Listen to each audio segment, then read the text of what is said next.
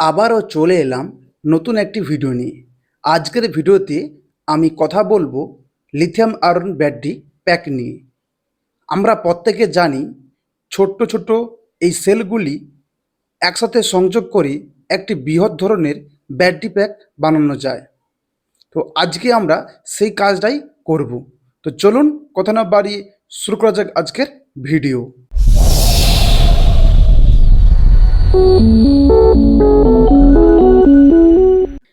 আজকের এই ভিডিওটি আমরা থিওরি সম্পর্কে আলোচনা করব। আমরা এই যে লিথিয়াম আয়রন ব্যাটারিগুলো, তিনটে ব্যাটারিকে আমরা প্যারালালভাবে কানেকশান করব। অর্থাৎ পজিটিভ দিকগুলো একদিকে, নেগেটিভ দিকগুলো আর একদিকে। এইভাবে তিনটে করে ব্যাটারি আমরা সংযোগ করে নেব এবং তারপর আমরা এই তিনটে ব্যাটারিকে প্রত্যেকটির সাথে প্রত্যেকটির সিরিজের কানেকশান করব।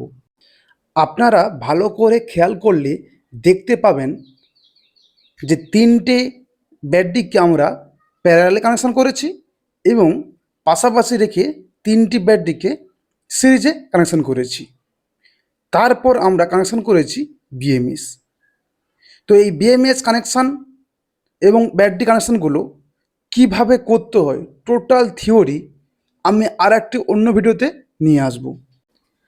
আমাদের এই ব্যাটারি প্যাকগুলো তৈরি করার আগে আমাদের কোন কাজে লাগবে সেই কাজটি অনুযায়ী ব্যাটারি প্যাক তৈরি করা উচিত বা যন্ত্রাংশগুলো ক্রয় করা উচিত। এখানে আমরা ইউজ করেছি 3S 40 এম্পিয়ারের একটি বিএমএস। অর্থাৎ আমরা এখানে সিরিজ বা প্যারালাল যেই দিক থেকে দেখি আমরা তিনটে সেলের বেশি কিন্তু সেল ইউজ করতে পারবো না।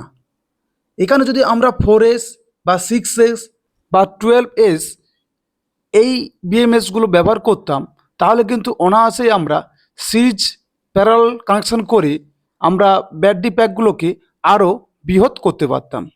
এখানে যেহেতু 3S বিএমএস অর্থাৎ আমাকে তিনটি ব্যাটারির মধ্যে সীমাবদ্ধ থাকতে হবে।